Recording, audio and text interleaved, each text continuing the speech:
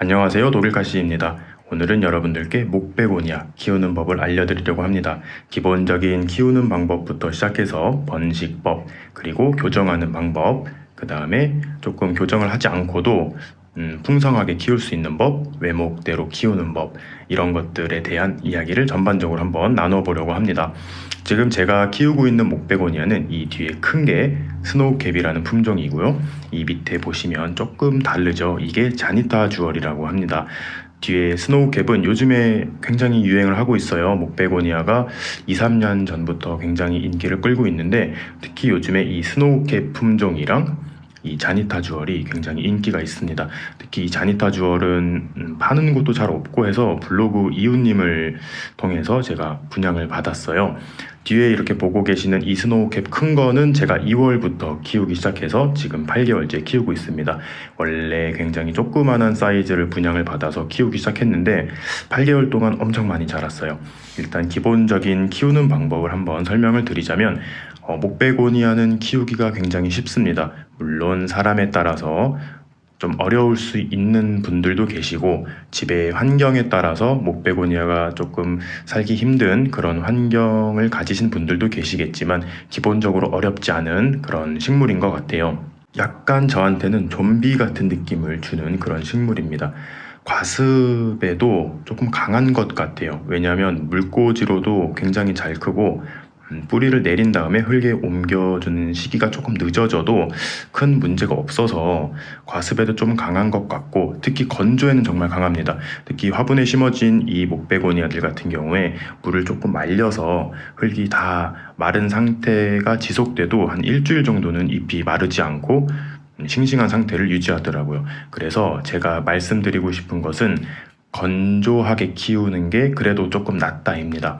과습으로 와서 얘가 좀 과습에 강하다 할지라도 뿌리가 상해버리면 회복하기가 조금 힘든데, 건조한 경우에는 뿌리가 그렇게 상하진 않을 거예요. 물을 바로 흠뻑 주시면 바로 살아나기 때문에 약간 건조한 듯하게 키우시는 게 좋을 것 같습니다.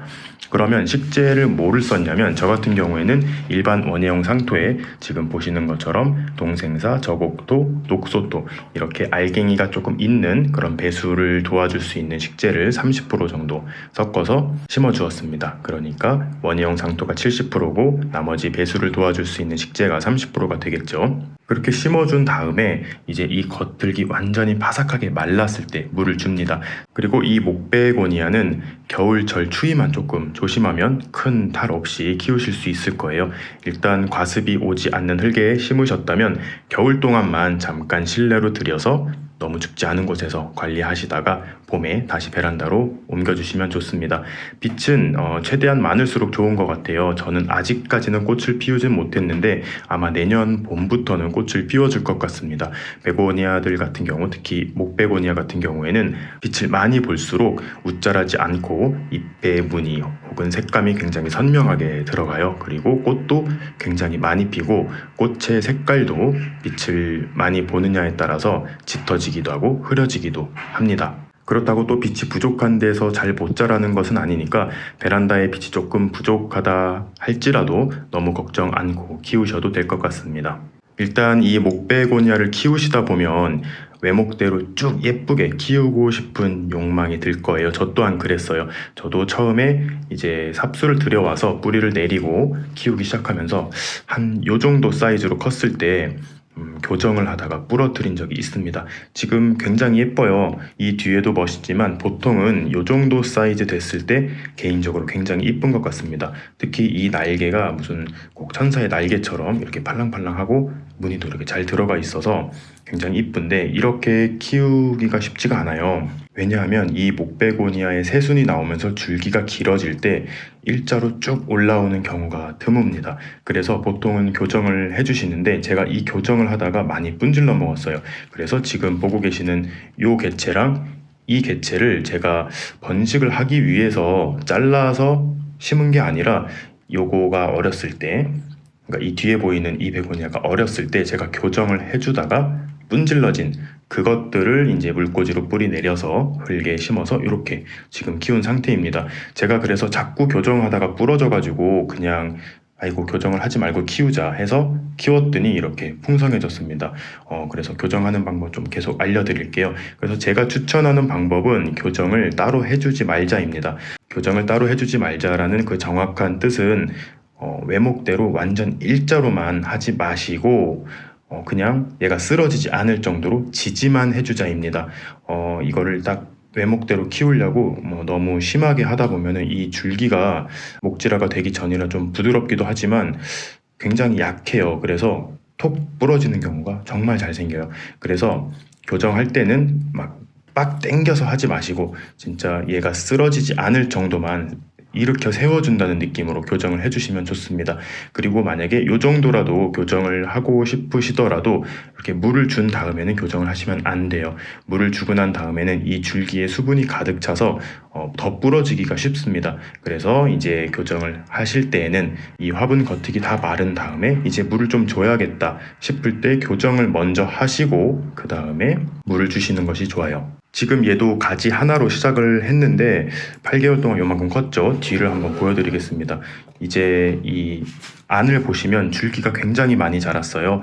밑에 원줄기가 원래 요거 하나였는데 이 옆에서 또 줄기가 하나 나오고 이 옆에서도 줄기가 나와서 계속 자란 상태입니다. 그 와중에도 이 격가지가 계속 올라와서 또 하나의 생장점을 가지고 이렇게 풍성한 목베고니아로 자라주었습니다. 이렇게 저처럼 그냥 외목대를 포기하시고 이렇게 편하게 키우셔도 풍성하니 좋은 것 같아요. 대신 이제 쓰러지지 않도록 지지대 한 두세 개 정도 해서 이 새순이 꼬꾸라지지 않을 정도만 이렇게 세워가면서 키우시면 굉장히 좋을 것 같습니다. 요 정도 크면 이제 외목대로 키울 수 있는 그런 순이 나와요. 밑에 보시면 이게 지금 땅 속에서 새로 나온 이 새순인데요. 얘는 삽목으로 키운 거에 비해서 곧게 잘 자라납니다.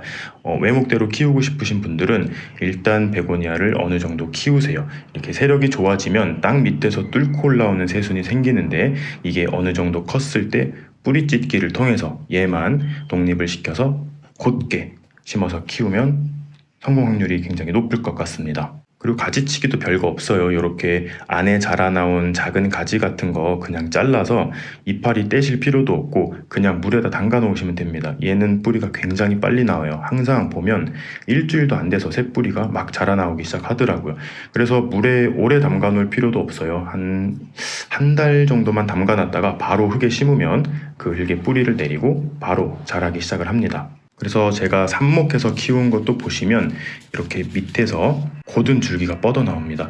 얘가 이제 원래 삽목한 줄기인데 얘도 자꾸 맨날 쓰러지려고 해서 세워주고 하다 보니까 일자가 아니라 약간 이렇게 구불구불한 그런 모양을 가지고 있고 특히 이 맨 윗부분은 또 고개를 숙이고 있어요. 요걸 계속 냅두면 이렇게 이상한 방향으로 자라니까 요것만 세워주시고 이 옆에서 나오는 애는 고개도 안 수그려요. 얘는 그냥 쭉 뻗어 나오고 있습니다. 얘도 그렇고 다른 개체 하나도 지금 땅에서 줄기를 이렇게 올려주고 있습니다. 그나마 얘는 조금 덜 꾸불꾸불 거리는데 이것도 조심조심 하면서 지금 교정을 해준 상태예요.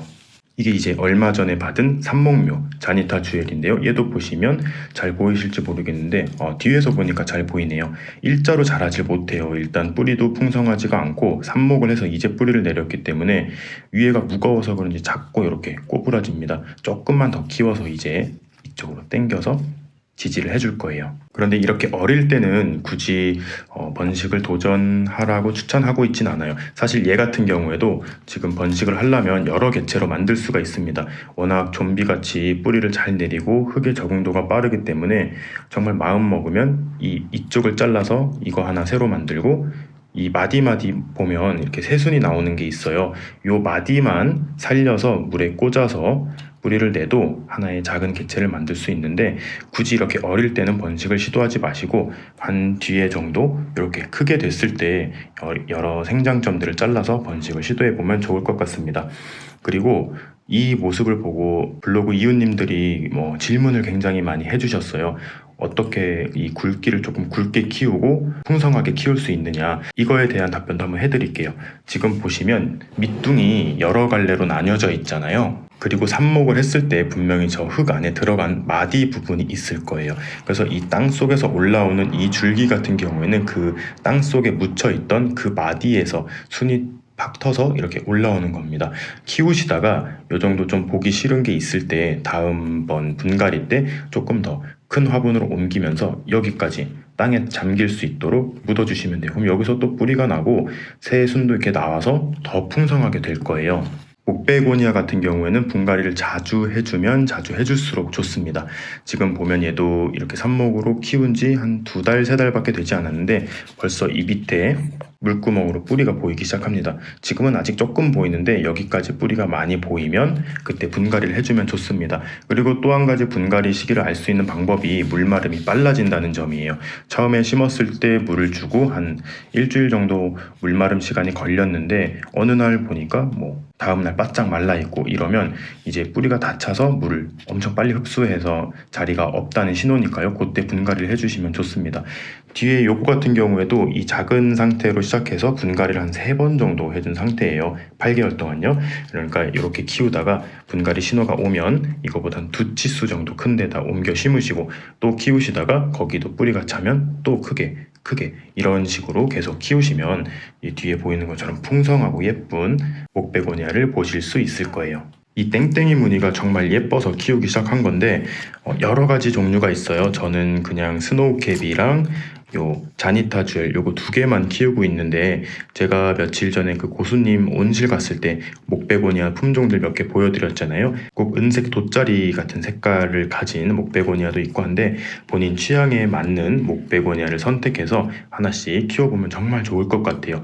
그러면 저는 요거 좀 더 풍성하게 키워서 어느 정도 성장을 하면 또 소식을 전해드리도록 하겠습니다. 그럼 오늘도 재밌게 보셨거나 도움이 되셨다면 구독과 좋아요 그리고 알림 설정까지 해주시면 감사하겠습니다. 뿅.